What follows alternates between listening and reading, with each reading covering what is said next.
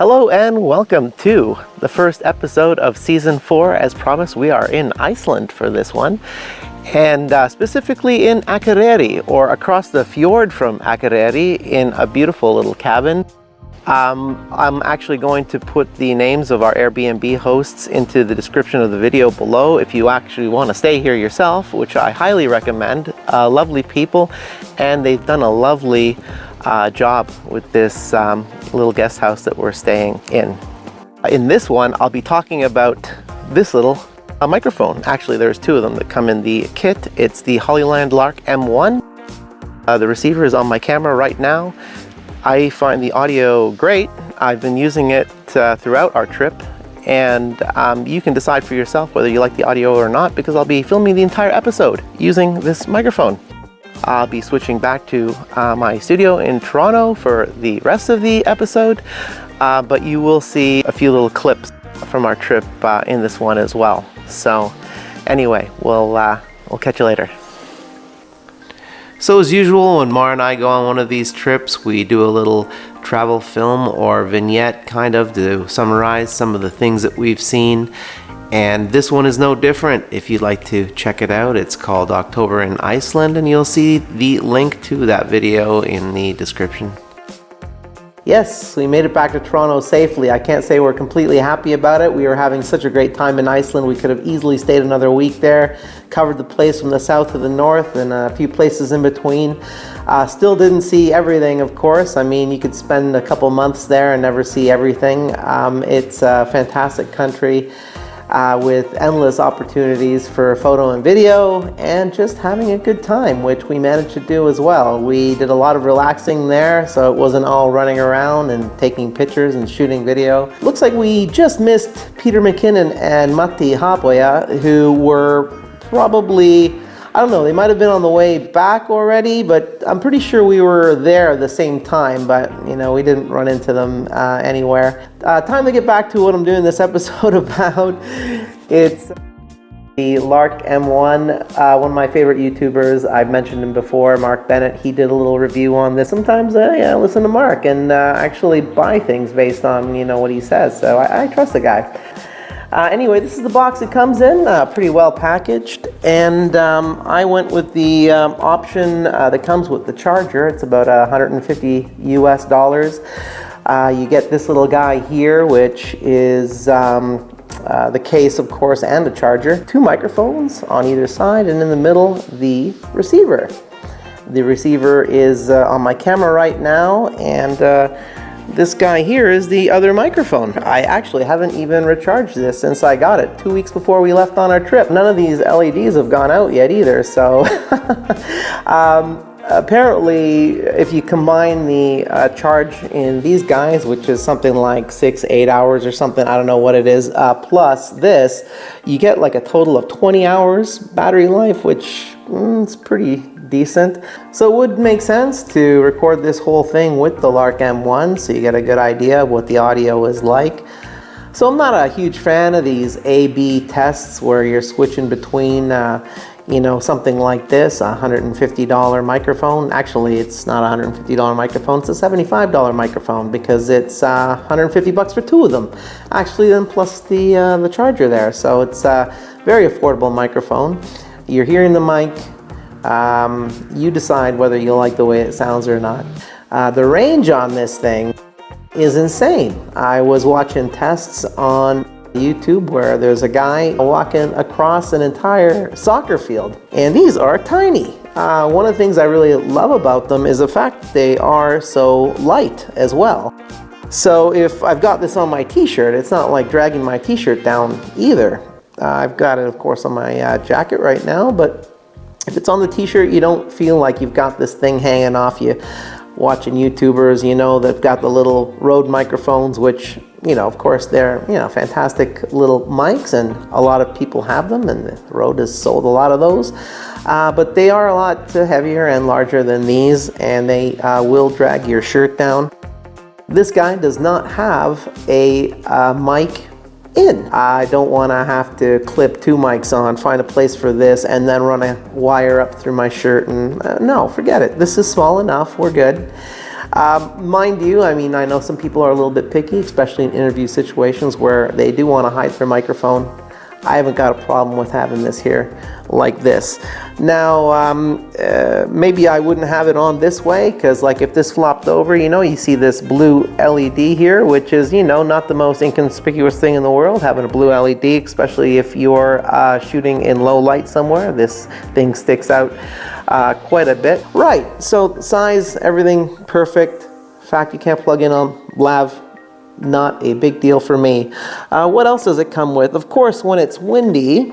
So, dead cats come with. Never liked that word, dead cats. These are too small to be cats anyway. Too small to be hamsters even. But anyway, those clip onto the mic really easy. Of course, helping you in a windier situation. Haven't used these yet.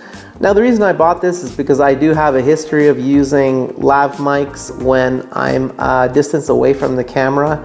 So I have two Rode Video Micros I use. Why do I have two of them? I actually keep one of them boomed over my head when I'm shooting here at the studio, and the other one is often on my camera, so that means it lives in my camera bag most of the time. When I do need it, if I'm doing the vlogging thing or whatever, and I'm close enough to the camera, I'll have that mic on the camera. The reason I've got one boomed here in the studio rather than using one of those big shotguns is because I had a huge professional shotgun mic. It was kind of overkill, believe it or not, in my opinion.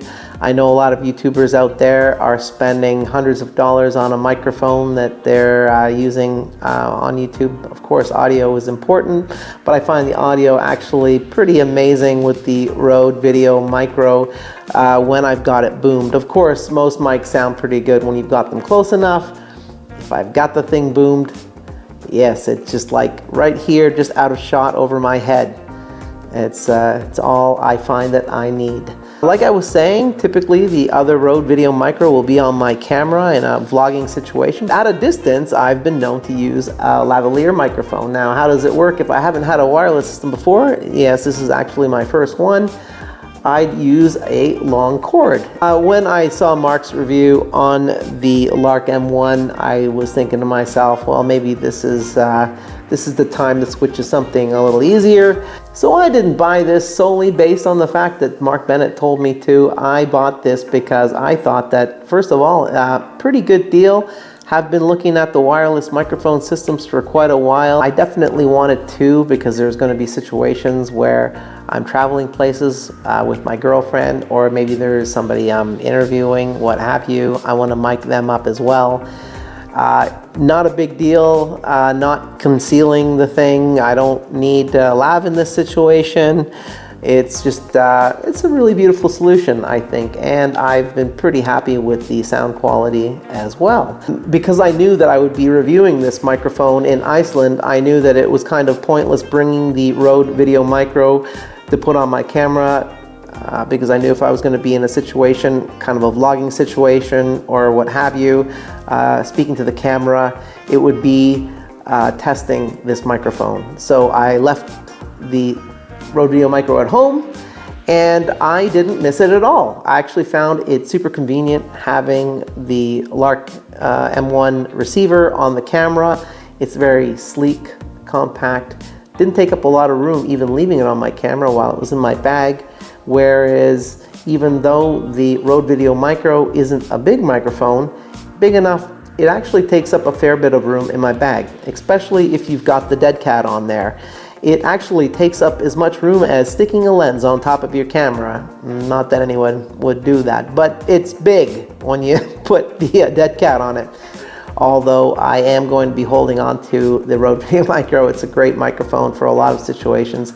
So it seems that I can highly recommend this to anybody looking for an affordable wireless mic system. Now, there are a lot of wireless mic systems, affordable wireless mic systems that have come out recently, and this is the only one I've got any experience with. Actually, I liked the sound of it after I had heard Mark Bennett's review. Didn't have to do any of my own testing, really. I did trust that what Mark was recording was straight out of these guys, and I am very happy with them.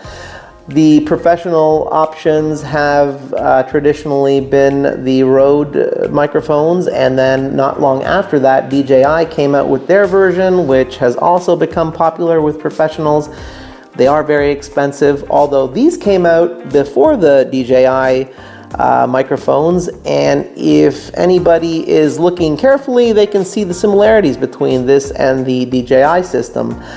It looks like DJI probably took some cues from Hollyland before they did their own. I do love DJI products, but for the money, I think these are pretty fantastic. And just imagine all that capability in this little tiny package. Fits right into one of those little pockets on the side of your camera bag or whatever. And you don't have to use this just for miking vocals either. You can put these microphones anywhere that might be difficult to put a regular microphone, and have your camera a safe distance away. Actually, even if you had a telephoto on your camera, you could be shooting something with one of these guys, closer to the action. And if something happens to these, you're not losing, hundreds of dollars, when your mic gets pooched. I hope you got something out of this one, as usual. If so, throw me a thumbs up. If not, that's okay too. If you'd like to make sure that you don't miss any of these, think about subscribing if you haven't done so. Hit that notification bell. And if you've got any ideas for future shows, please leave it in the comments below. And until next time, keep working to make your chosen idea a reality. Peace.